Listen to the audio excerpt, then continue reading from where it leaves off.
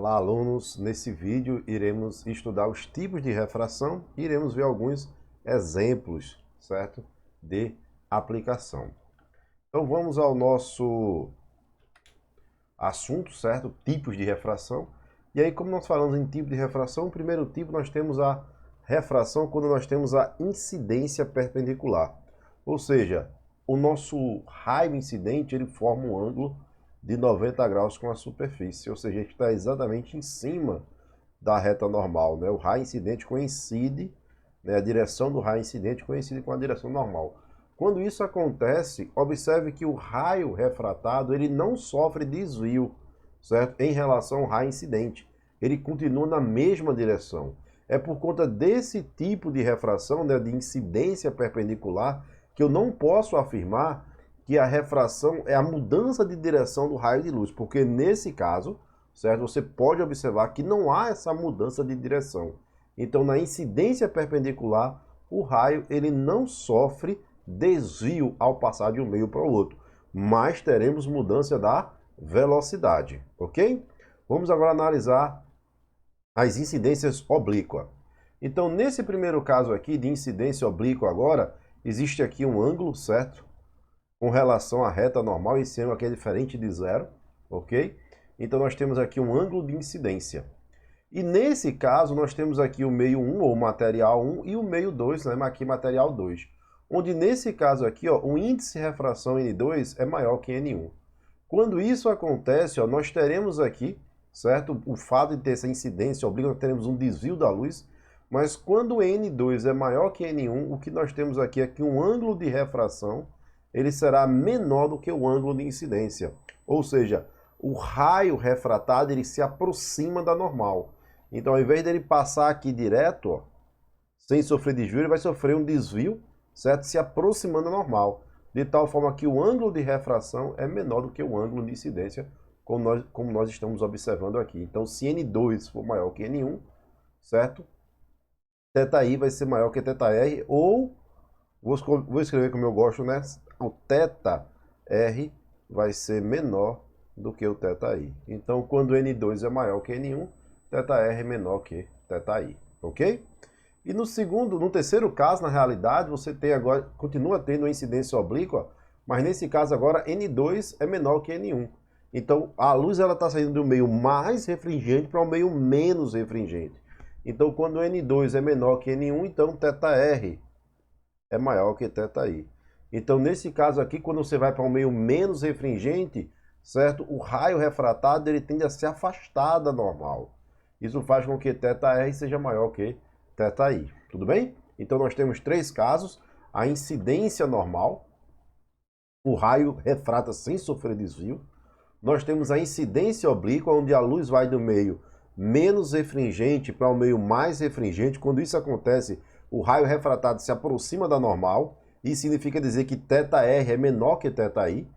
E você tem a incidência oblíqua, em que a luz vai do meio, vai passar do meio mais refringente para o meio menos refringente. Então, quando ele passa para o meio menos refringente, o raio refratado ele se afasta da normal. Isso faz com que θr seja maior que θi. Tudo bem? Ok?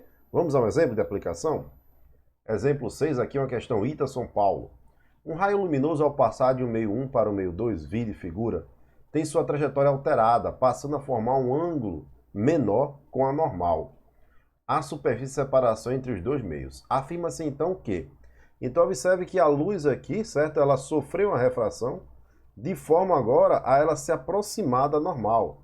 Então se eu considerar aqui θi, eu considerar aqui θr, isso implica que θr ele é o que? Menor do que θi, certo? O raio de luz ele se aproximou da normal. Então, de acordo com essa situação, vamos às alternativas. Ele diz o seguinte, letra A, o meio 1 é menos refringente que o meio 2. Né? Isso é verdadeiro ou falso? Afirmar que o meio 1 é menos refringente que o meio 2 é equivalente a dizer que o meio 2 é mais refringente, ou seja, tem um índice de refração maior do que meio 1.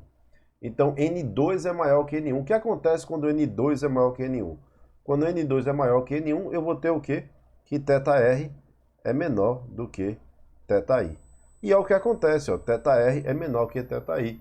Então a letra A é a nossa resposta. Observe que ele falou, o meio 1 é menos refringente que o meio 2. Aí eu falei, se N1 é menos refringente, quer dizer o quê? Que N2 é mais refringente.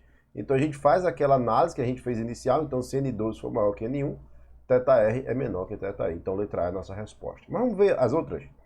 Letra B, a velocidade da luz no meio 1 é menor do que no meio 2. Isso é falso. Por que é falso? Lembra na nossa equação lá que define o índice de refração? N é igual a C sobre V, onde V é a velocidade da luz no meio. Então eu posso escrever que V é igual a C, certo? Sobre N.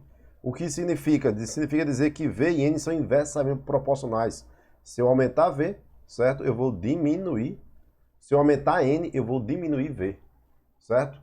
Então, se o raio de luz ele se aproximou da normal, o que significa? Significa que N2 é maior que N1. Se N2 é maior que N1, a velocidade no meio 2 ela vai ser menor do que a velocidade no meio 1, certo? Se N2 for maior que N1. Tudo bem?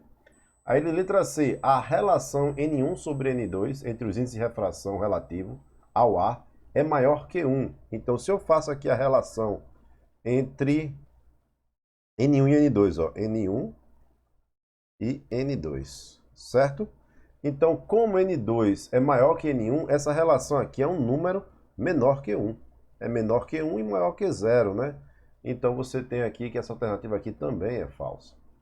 O meio 2 é menos refringente que o meio 1. Não, o meio 2 é mais refringente. Está aqui, ó, mais refringente. Letra E, nenhuma das respostas, ok? Obviamente, a nossa resposta, como a gente já tinha falado, certo? Era a letra A, ok? Espero que tenham gostado do vídeo. Até o nosso próximo vídeo.